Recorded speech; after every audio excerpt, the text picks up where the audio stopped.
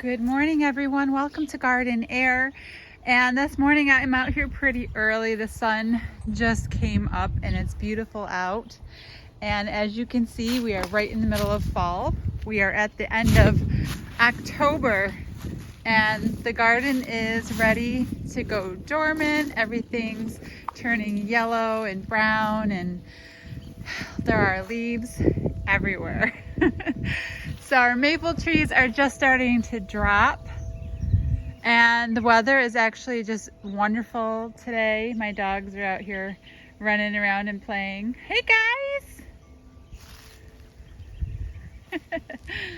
So I'm going to gather up the canna lilies today, and I was going to show you what I do to put the canna lilies together and away for dormancy. The birds are out singing today. So I've got all of these hostas that I need to cut back as well. All of their flower spikes are still all twiggy. My daylilies are all needing to be, cleaned up and cut back. Everything is ready to kind of get put away for the season. I still have roses blooming, and I don't cut my roses back until spring when I give them their pruning for spring. So I don't do anything to my roses this time of year as far as pruning goes, because cutting them now will spark growth, and I don't want to encourage new growth just as they're getting ready to go dormant. And I have weeds to clean up in here. Yes, I do. Hi everyone, so it's Natalie here again at Garden Air, and today I just wanted to put away my canna lilies. So canna lilies are a tropical plant, so they're usually only hardy to like a zone 7. So in our zones where it gets colder, I just kind of let the first frost kind of kill back all the foliage. It's not really a strong enough frost to hurt the rhizomes by any means. So I get these guys down to where I know they're really ready for dormancy. And I'm just going to take my pruners and start cutting the canes back. And you can check out after blooming, you'll get some seeds. And these are really easy to grow. And they're pretty large seed. And I usually put these away and I can grow these come spring. Pretty much just like any other seed. So yes, you can go ahead and collect them and pot them up come spring and actually get some canna lilies that will grow and bloom the year that you plant them. So the seeds are definitely worth keeping, especially if you want to have a lot of canna lilies.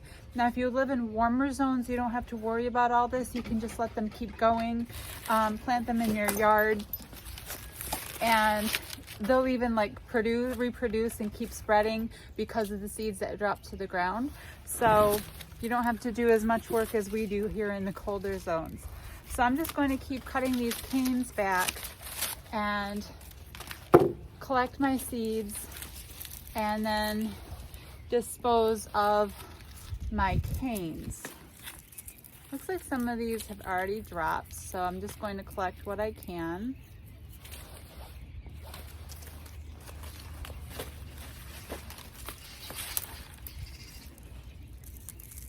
My birds are out here squabbling at the bird feeders.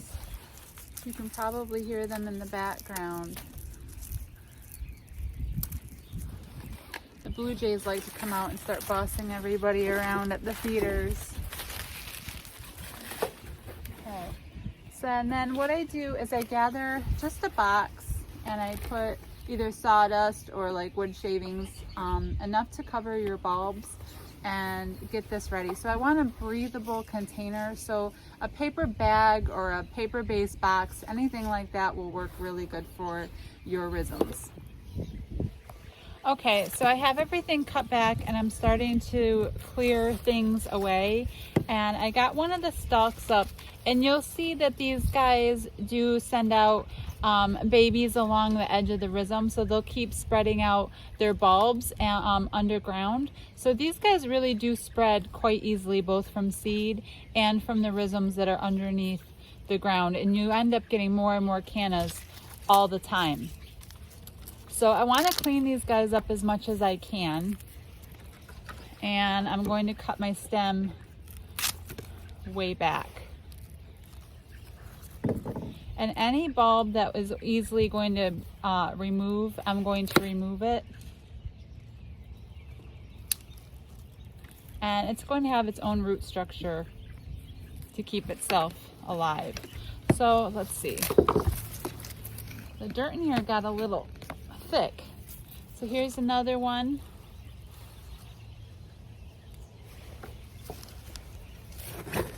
And I'm just going to keep kind of like digging in. Make sure I get them all.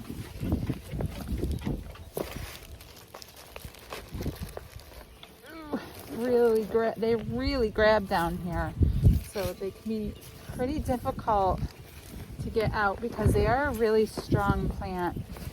And once they get established, they're really in there.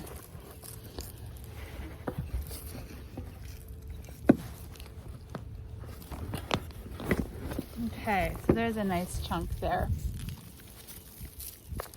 I can see all the beautiful bulbs here. So I'm just going to brush them all off. Cut back this cane.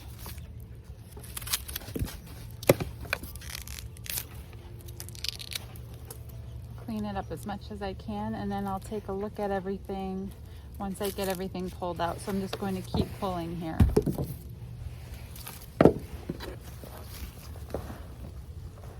And keep checking even where you already pulled, because you'll find that there's more bulbs under there.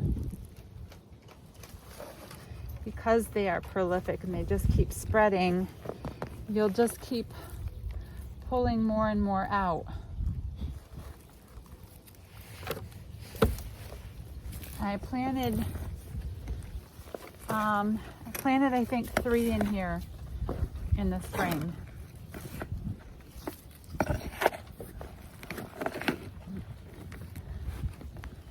If I can loosen it and pull it all up as one clump like that, that would be ideal.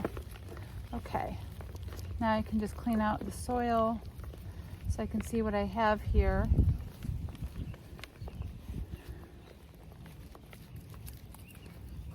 That's a nice clump there. So I'm just going to clean that away. Put that aside. And I'm just going to check through my soil, see if there's anything else in here.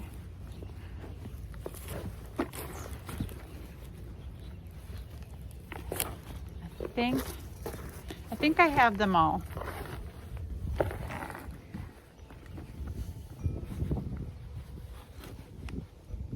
I want to check pretty deep down. Okay, I'm not feeling any more bulbs, so I'm going to move on to the next pot and just do the same thing. This is a lantana that's done for the year.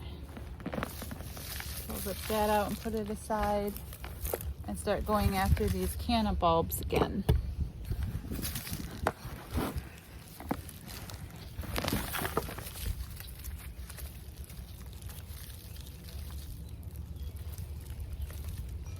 See, it's shooting off all these young babies. So you can see all these fresh shoots that it started to grow.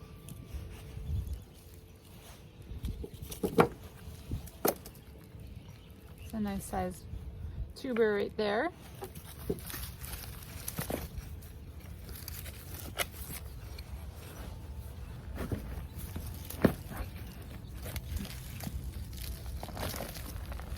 Go.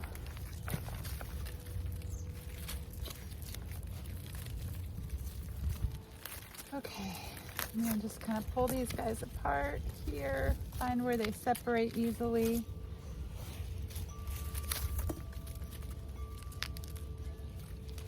Cut these back.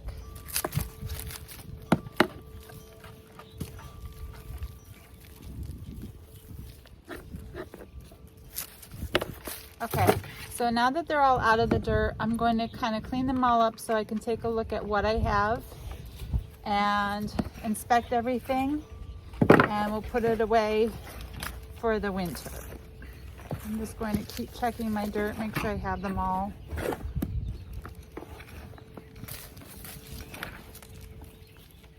Looks pretty good. And then all of this extra stuff can get discarded, and I can clean out the soil, pull all my roots and dead leaves out,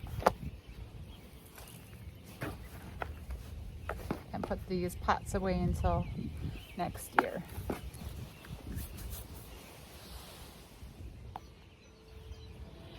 Okay, so as I'm going through these, what I want to do is get anything loose off of them. I don't want things like sphagnum moss that might have been in my soil, or clumps of dirt hanging out against my tubers. And this is because I don't want anything that's going to stay wet and cause rot and decay on my tubers while they're in storage. So I want to keep everything pretty dry and clean. So I want them pretty clear.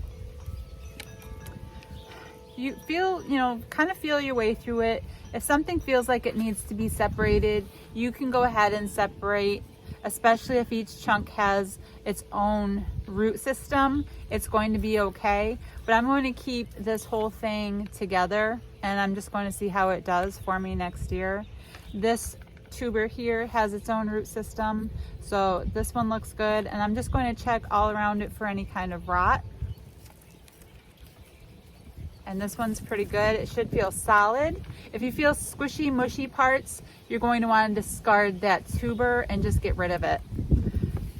If you put a rotten one in here, so anything that you're questioning and you end up putting it in storage with your other tubers, any of that rot and decay is going to spread to the rest of your tubers, and you're going to end up losing your whole bag. So it's just not worth hanging on to.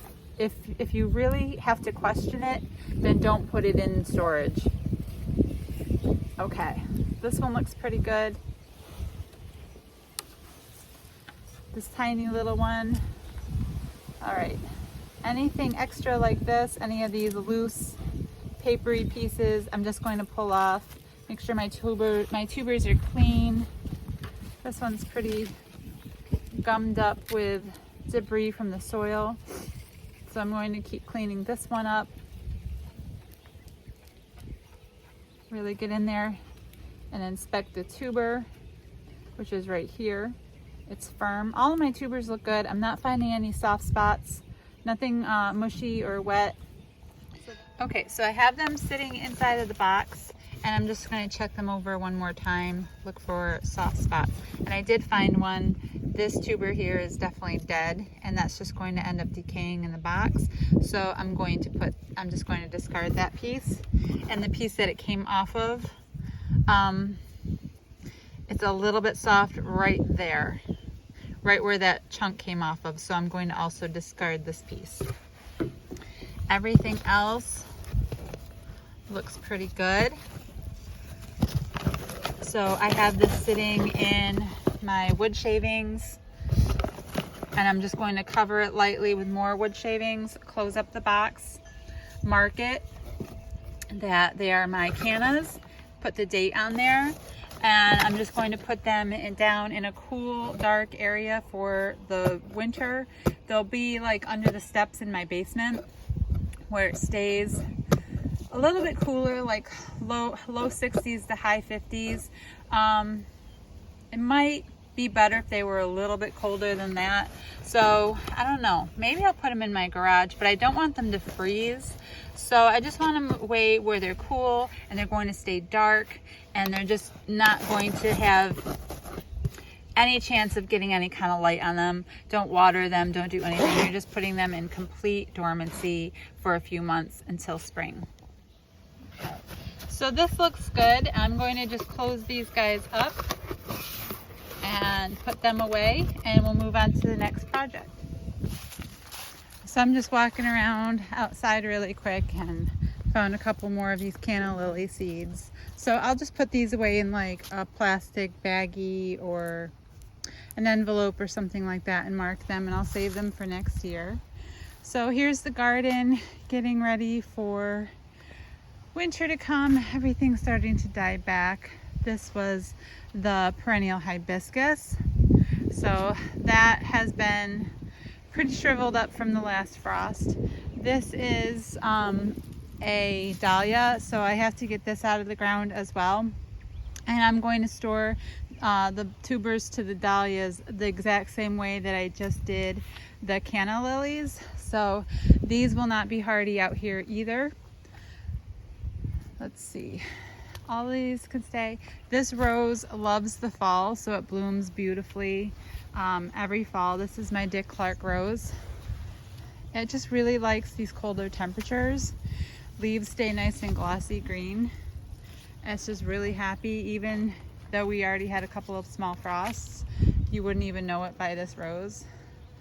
So it's just very happy. And little pumpkins. Let's see. It's kind of a mess out here because we had wind last night and I haven't been out here yet to clean up. So things are...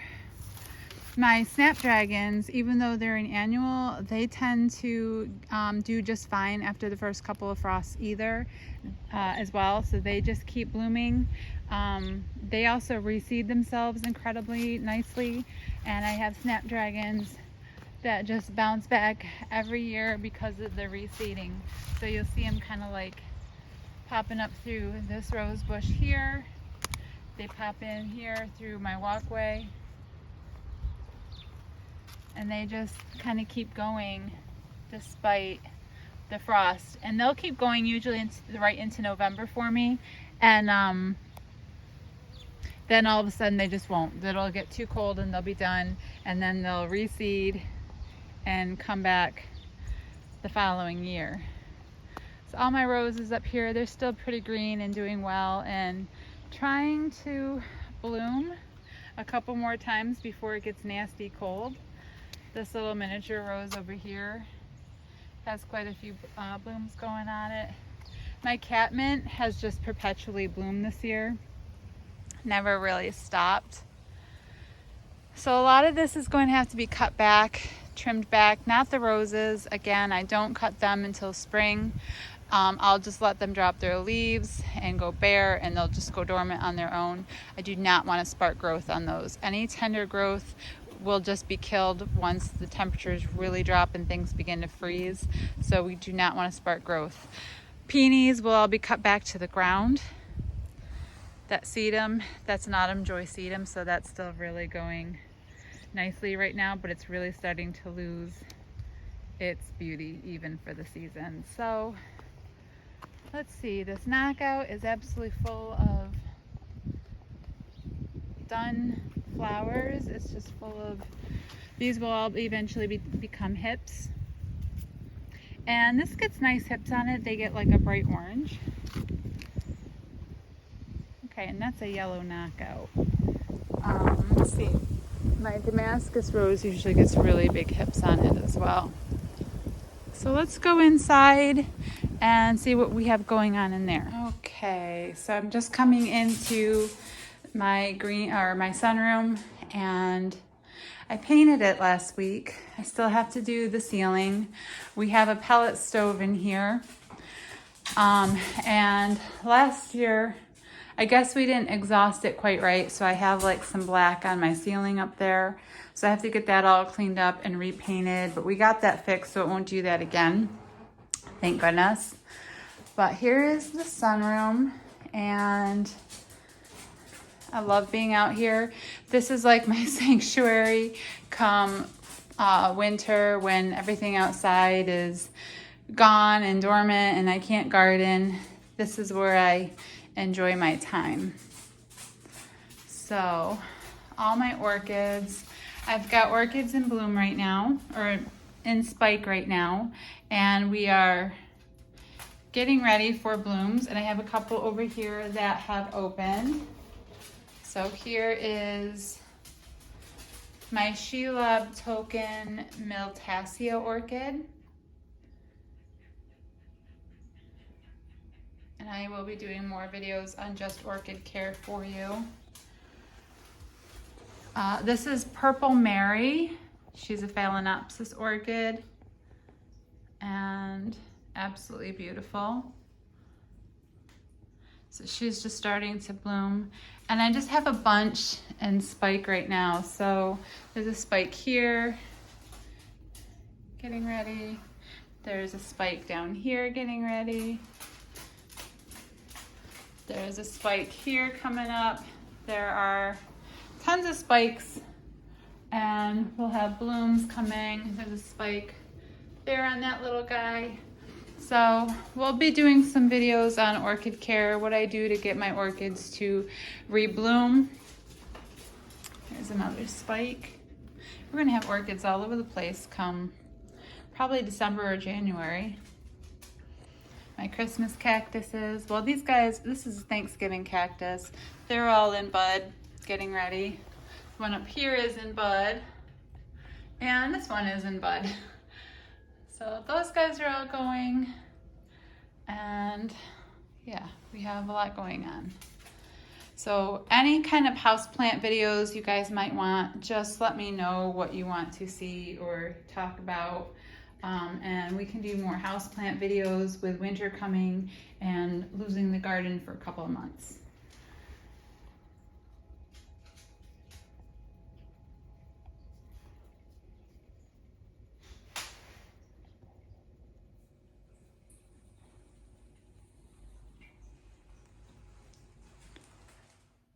So I wanted to take a minute here and tell everybody that I did start a nonprofit organization, and we are called Sacred Tree NFP. And what we do is we take in unwanted trees, or we rescue trees, or we take in donated trees, and we give them away for free. And I was having like all these baby maple trees all over my yard from my own trees, constantly sprouting and making trees, and I was just pulling them out, and I was like, you know, these could really go somewhere, especially with all the new housing constantly being built around here. So we began our foundation. We are a 501c3, and we're doing all sorts of stuff to educate people on the importance of trees. We are planting only native trees, and we're trying to educate the difference between invasive species, native species, trees that are good for the environment versus trees that are not. So where there's a lot of education that we're building and wanting to do, we're going to work with children, and we're just going to spread as much good information about trees and plant as many as we can in our local area. So if you're interested in supporting our foundation at all, we are on Facebook, and we do have a website, and I will put that information down in the description box below. And I would thank you very much for any kind of support, even if it's just a matter of sharing our pages, because the more we can get out there, the more help that we can do. So we appreciate anything that you do to help us out. Thanks so much, guys.